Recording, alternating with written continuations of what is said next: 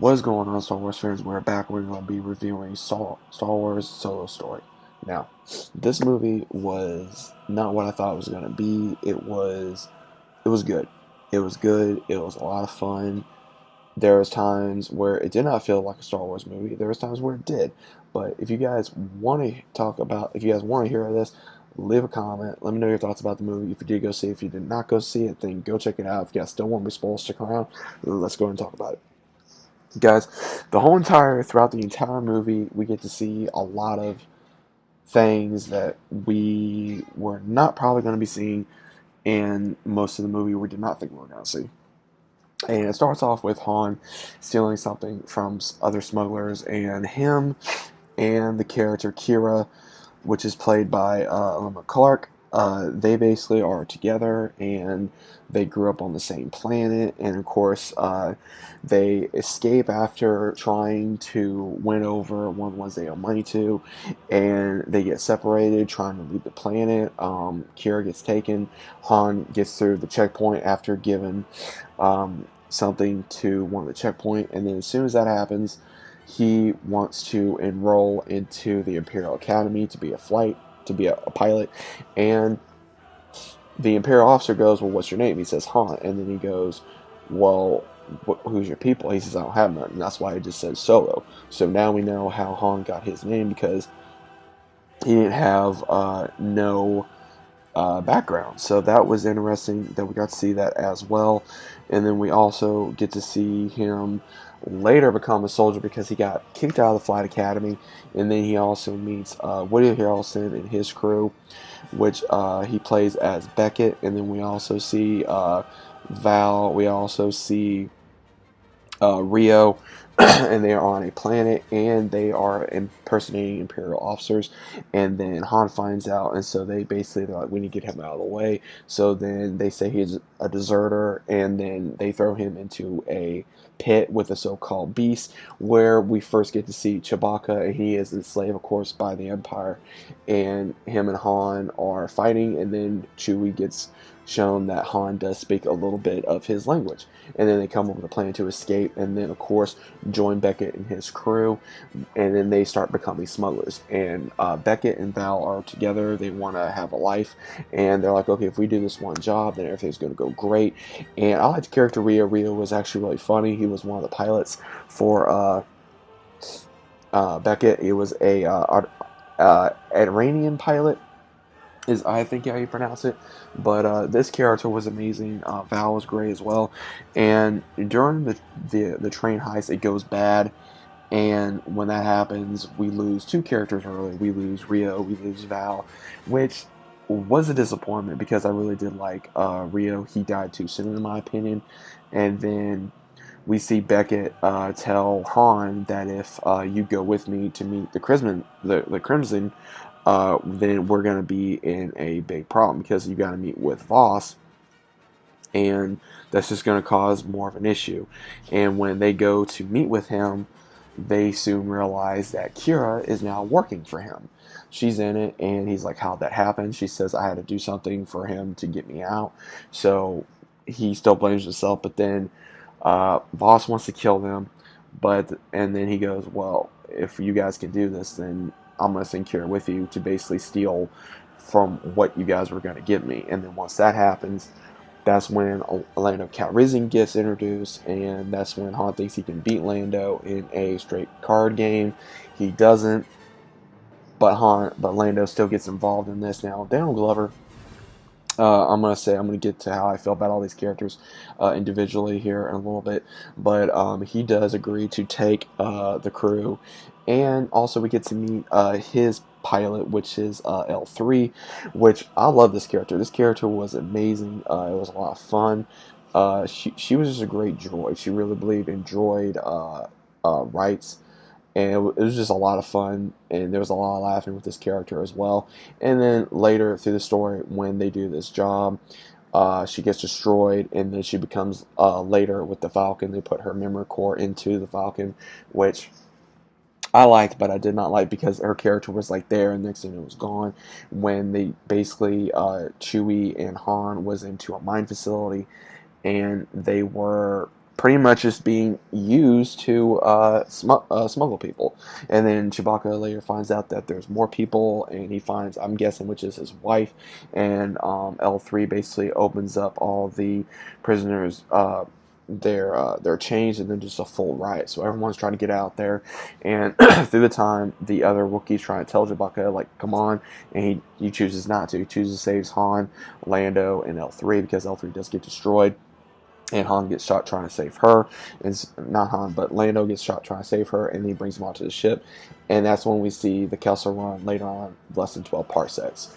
And then we also get to see where, because there's so many parts of the crew that is like they're there and then they're gone. And this was just kind of a, like, am I watching a Star Wars movie? Am I not watching a Star Wars movie? Because throughout the entire story, you're just watching this because the actor that played as Han Solo, you were thinking like he's trying too hard to be Han Solo, but then it's like I was kind of like stepping back and not trying to be a Star Wars fan for one moment. I was thinking, okay, this is the beginning of how Han Solo gets, how that name becomes what we know today. And that's what I was trying to go along with. And it actually started going a little bit better when I was going with that thought process, because a lot of people were like, oh, he sucks, or whatever, but I was actually wanting to give this movie benefit of the doubt, and I'm glad I did. And when that happens, they deliver everything back to Voss, and Beckett is wanting to leave, and he basically says that I'm not going to go through with this if you guys just want to give it to the other gang, which is basically the Iffy's Nest, which is a whole bunch of almost pirates like them. And we get to see where they're wanting to go up against the Crimson Guard and also the Empire because of what they've done, since they do work closely with the Empire. Because she says, who do you think Voss answers to? He answers to a higher power. He worked with someone in the Empire, and once that happens, Han wants to basically not stick to the deal. And that's when Beckett says, I'm going to leave you if you find me and you survive this, and look me up on Tatooine. There's a big shot gangster, and of course, reminiscence to Jabba. So there was reminiscence to Jabba. We get to see the Millennium Falcon in action, which is absolutely amazing. We get to see L3, how she became part of the ship. We get to see the dice, of course, because every time when there was a big hustle or a big job, there was always the dice that Han would hold on to. And every time he did a job, he would always have them, and Kira would always have it with her as well, because that's what gave her hope. And we see this relationship between Han and Kira, and you can tell they love one another, but she's also loyal to Voss and whoever else. So it's like you're not really sure about what she's gonna do, and Han's just basically, trying to make a name for himself. And when they go back to give everything to Voss, Voss is like buying all this, and then it gets revealed that their plan that Beckett did betray them, because Beckett told him in the beginning, you cannot trust nobody. And throughout this story, Beckett kind of becomes this mentor slash father figure to Han. And Han learns a lot from him, but also Han learns his own in the beginning, because now he has someone he can trust. He can trust Chewbacca. He's still trying to trust Kira. He cannot trust Lando, because Lando just left at the end of them crashing on the planet to meet with Voss, and he just leaves after his ship was torn to pieces. So he just leaves, and he wanted his take, but he did not get his take because he was just wanting to get out of there. And of course, once it gets revealed that it was a trap, so they pretty much get Voss vulnerable. They take out most of his private army with the nest, and then also Beckett kind of turns back, kind of just wants to get the loot for himself. And then he takes Chewie, and Kira and Han take on Voss, and in the end, Kira kills Voss because she gets him vulnerable. And then her and Han basically say, okay, well, I'm going to be with you. I'll be right behind you. Well, he leaves, and then she takes the ring off of Voss, and you see her turn it, and it becomes like a private room in this entire ship. And she's talking to someone that has like a cloth, and you think, okay, we don't know. This is like, we don't know who this is. We automatically think, oh, it could be Palpatine, or it could be another Sith Lord. Guys, it turns out to be Darth Maul. Yes, it turns out to be Darth Maul. I'm guessing this is when he's in hiding, or something, because you see him. He tells Kira that to basically bring the ship to him, and basically make sure that any one of his Beckett's cohorts and him basically get killed, and then come to him. He says we're going to work closely together, and he gets his lightsaber that we see in Rebels.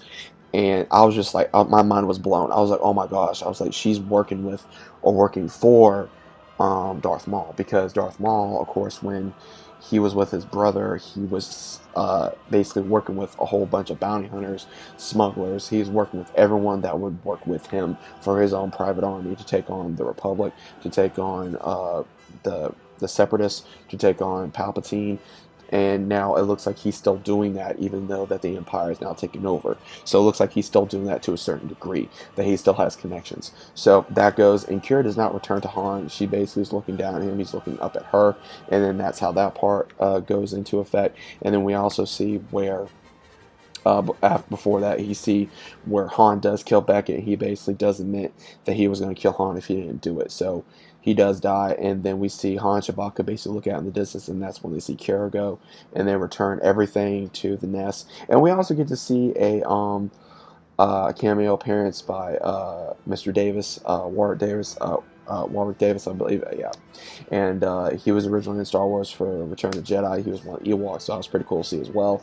And then we also get to see where Han and Chewie go into the Falcon, and they're going to go to Tatooine to meet Jabba the Hutt. And they said, "When have I seen you wrong?" We see the dice, and then it goes into the ending. Now, this story was just great. I apologize if I went too fast, guys. That's pretty much the whole definition of the story. It was really good. First off, for Han, uh, it was one of those, they were building his character from the beginning to the end. There's still character development that needs to be worked on, which in my opinion, also he does win the Millennium Falcon at the second time when he does find Lando, which I forgot to mention, you guys. He does beat Lando after he sees that Lando cheated the first time, so he makes sure he cannot cheat this time. So that's how he does win the Millennium Falcon in the second time he does in a card game. So Lando, Donald Glover, he was really awkward when I first saw him, and then he just started being like, he actually grew to be Lando Calrissian. Also, Kira, I liked her character. Woody Harrelson did a great job as Beckett. Also as Rio and L3. I really like those characters, even though they were killed off early. And then we also got to see Darth Maul, which is one of my favorite Sith Lords, was one of my favorite bad guys in the beginning of it. But this movie was not something I expected. It did not feel like a Star Wars movie. It did feel like a Star Wars movie. It was like trying to go its own way. Will there be a part two? There's no guarantee of that. But guys, let me know your thoughts about Solo, a Star Wars Story. If you guys went to go see it, if you guys are going to see it, let me know your thoughts about this in the comments down below. Hope you guys are enjoying your day as well. Did you enjoy the movie? Did you not? If you're new to the channel, say hi in the comments down below. Subscribe. Also, click the notification bell. Also, links down the description below if you guys want to give me a follow on Twitter and Instagram as well. Again, guys, go see Solo, a Star Wars Story. It was great. It's one of those movies I will watch again. So, hope you guys enjoy it, and I'll be seeing you guys on the very next one.